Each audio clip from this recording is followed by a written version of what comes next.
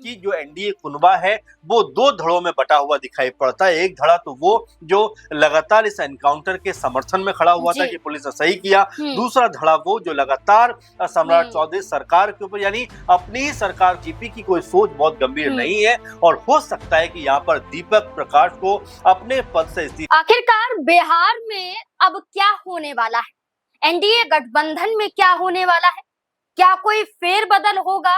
क्या गठबंधन को खुश और एकजुट करने के लिए सम्राट चौधरी द्वारा एक बड़ी बैठक बिहार में बुलाई गई है?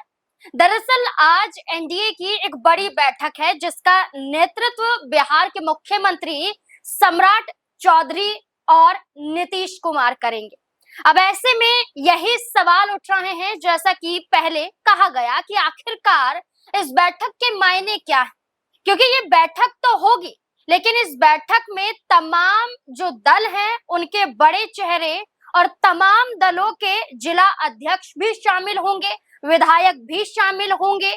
ऐसे में ना सिर्फ यही चर्चा है, बल्कि चर्चा ये भी है कि सम्राट चौधरी के साथ नीतीश कुमार भी होंगे। आखिरकार नीतीश कुमार का इस बैठक में होना क्या बताता है?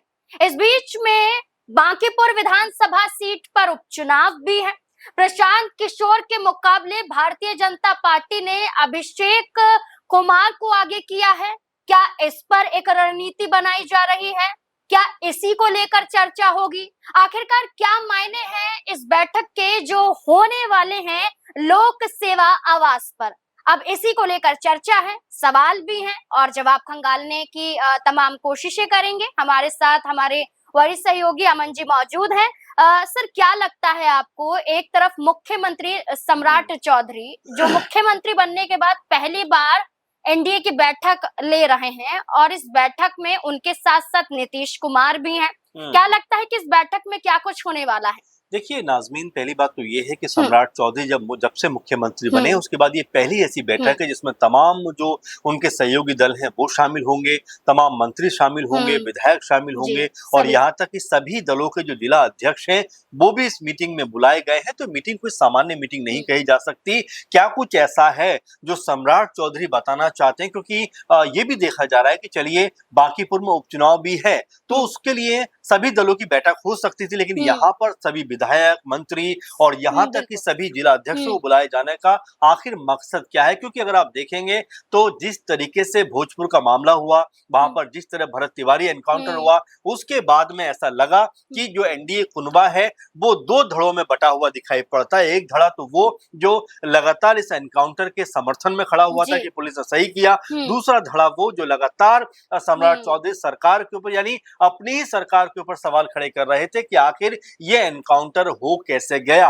और इसको लेकर तमाम तरह की जो है बयानबाजी भी होती हुई दिखाई पड़ी, चाहे जीतन राम मांझी की बात करें, चाहे चिराग पासवान की बात करें या फिर हम मिथिलेश तिवारी की बात करें, अश्विनी चौबे की बात करें, शहनवाज हुसैन की बात करें, यानी कि हर किसी ने कहीं ना कहीं कोई ना कोई बयान जरूर दिया और इस बयान के जरिए ऐसा लगा कि क्या सरकार के अंदर जो एकजुटता होनी चाहिए उसकी यहाँ पर कमी दिखाई पड़ती है। अच्छा सर, आपके इस जवाब के जरिए कहीं ना कहीं माना जा रहा है कि खुद मुख्यमंत्री भी ये मानते होंगे कि गठबंधन में दरार आ रही है, खलल पड़ रही है और यही बड़ा मुद्दा है जो बिहार में अभी दिखाई दे रहा है। बिल्कुल बिल्कुल, इसमें कोई दो राय की बात नहीं है, क्योंकि यहाँ पर देखा जाए तो जिस तरह जीतन राम मांझी के सुर एकदम अलग दिखाई पड़े और जिस तरह से फिर हमने देखा जेडीयू के सुर अलग दिखाई पड़े, चिराग पासवान कुछ और कहते हुए नजर आए और यहाँ तक कि घर भी पहुंच गए भरत तिवारी की। तो ये तमाम सारी बातें हैं जो ये जरूर रख रही थी सामने तमाम तस्वीर की क्या आपस में जो एक माहौल होना चाहिए सौहार्दपूर्ण, क्या वो अब यहाँ पर खत्म होता हुआ दिखाई पड़ता है। तालमेल की कमी नजर आ रही है और यही वजह है कि आज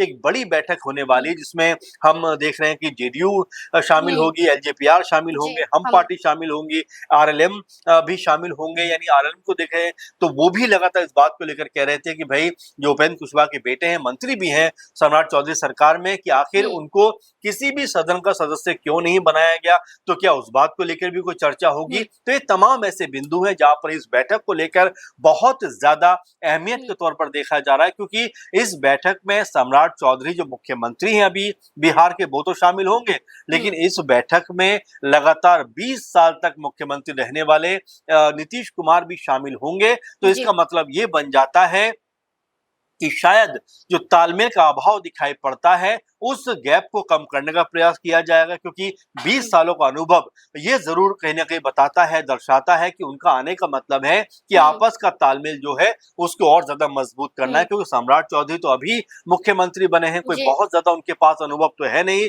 तो हो सकता है इस तमाम मामले के ऊपर यहाँ नीतीश कुमार जो हैं, वो एक मत होते हुए सबको करते हुए दिखाई पड़े, और अच्छा ये सर, जी, अगर इस बैठक में नीतीश कुमार शामिल हो रहे जी, हैं, ये जेडीयू की तरफ से है, जी, लेकिन नीतीश कुमार का होना ये बताता है कि बिहार के मुख्यमंत्री रहते हुए नीतीश कुमार ने जो काम किए, हुँ, वो काम अभी, जैसा कि आपने कहा कि जी, सम्राट चौधरी के कार्यकाल में नजर नहीं आए हैं, हुँ, सिर्फ एनकाउंटर के अलावा। जी, लेकिन नीतीश कुमार को लेकर अब ये भी चर्चा हो रही है कि ये फैसला गलत था कि उन्हें मुख्यमंत्री कुर्सी से हटा दिया। हुँ। क्या यही माना जाए इस बैठक के आधार पर देखिए भी? देखिए 2-3 हुँ, बातें इसमें दिखाई पड़ती हैं। पहली बात तो ये नज़र आती है कि जो गठबंधन है, हुँ, आखिर उनके जो सुर हैं वो अलग-अलग क्यों दिखाई पड़ते हैं? हुँ, क्योंकि नीतीश कुमार जब मुख्यमंत्री के पद पर थे, तो हुँ, ज़ाहिर बात है कि कई बार बयानबाज़ियाँ होती हैं, हुँ, लेकिन इस तरह की बयानबाज़ियाँ नहीं होती जहाँ पर एक-दूसरे के खिलाफ ही खड़े हुए हुँ, दिखाई पड़ते हैं। मांझी कहते हैं कि चिराग पासवान क्या बोलते हैं मुझे कोई मतलब हुँ, नहीं, वो कहाँ जाते हैं मुझे कोई मतलब नहीं।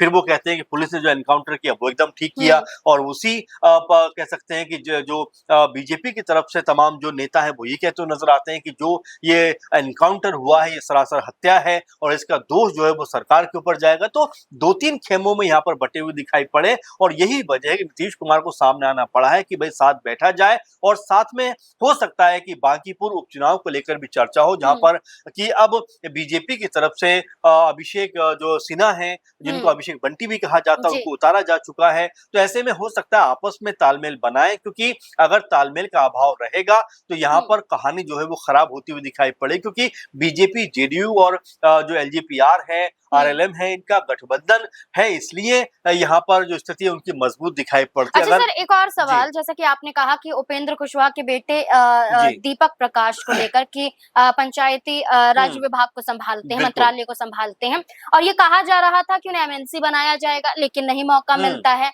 अब ये आखिरी मौका था, इस आखिरी मौके को भी भारतीय जनता पार्टी उनके हाथों से छीन लेती जी, है। तो क्या इस बैठक में उपेंद्र कुशवाहा क्या नाराजगी जाहिर कर सकते हैं? हम्म। क्या लगता है कि अगर ऐसा नजर नहीं आता है कि आपसी तालमेल दिखाई दे रहा है, उपेंद्र कुशवाहा क्या कदम उठा सकते देखिए, हैं? बिल्कुल, उपेंद्र कुशवाहा पहले भी बात कहते हुँ, रहे हैं कि भई जब मुझसे बात हुई थी, जब हुँ, मेरे से बातचीत हुई थी इस पूरे मसले के ऊपर, तो मुझसे हुँ, कहा गया था कि आपके बेटे अगर मंत्री बने हैं, हुँ, तो ये पूरी सरकार के कार्यकाल तक मंत्री रहेंगे। हुँ, लेकिन जिस तरीके से आपने सही कहा कि ना उनको एमएलसी बनाया गया, और जब उपचुनाव था तो हो सकता था कि इसमें उनको उतारा जा हुँ, सकता था, लेकिन जी, वहाँ पर भी वो नज़र नहीं आए। तो कहने का मतलब यही है कि उपेंद्र कुशवाहा को लेकर बीजेपी की कोई सोच बहुत गंभीर हुँ, नहीं है, और हो सकता है कि यहाँ पर दीपक प्रकाश को अपने पद से इस्तीफा देना पड़े, और उसके बाद जो उपेंद्र कुशवाहा हैं, उनकी पत्नी को यहाँ पर मंत्री पद मिलता हुँ, हुआ दिखाई पड़े, ये भी एक संभावना बनती हुई दिखाई पड़ती है। लेकिन बैठक में अगर उपेंद्र कुशवाहा होंगे और बातचीत होगी, तो ज़ाहिर बात है कि वो इस बात को ज़रूर सामने रखेंगे। हो सकता है कि अपनी नाराज़गी भी पेश करते हुए दिखाई पड़े कि भई आखिर मेरे बेटे को आपने ना तो एमएलसी का टिकट दिया, और जी, जब विधानसभा में उपचुनाव का नंबर आया, तब भी आपने अभिषेक को टिकट दे दिया और मेरे हुँ। बेटे को टिकट नहीं दिया। बिल्कुल, इस बैठक में कई चर्चा होंगी, क्योंकि इस बैठक को लेकर खुद ये कहा गया है कि गठबंधन कैसा चल रहा है, बिहार में सरकार कैसी चल रही है, जनता कितनी खुश है इस सरकार से, और बांकीपुर पर जो उपचुनाव होने वाला है, इसकी रूपरेखा कैसी होगी, जो यहाँ उम्मीदवार उतारा गया है, इसको कैसे जिताया जाएगा। तमाम चीज़ों को लेकर चर्चा होने वाली है। अब देखना होगा कि जब बैठक खत्म होगी, उसके बाद क्या ये सभी दल जो हैं और जो उनके चेहरे हैं कि आपसी तालमेल के हिसाब से नजर आएंगे, या फिर बिगड़ते हुए दिखाई दे सकते हैं। आपको क्या लगता है इस पूरे मुद्दे को लेकर? अपनी राय हमारे साथ जरूर साझा करें। धन्यवाद।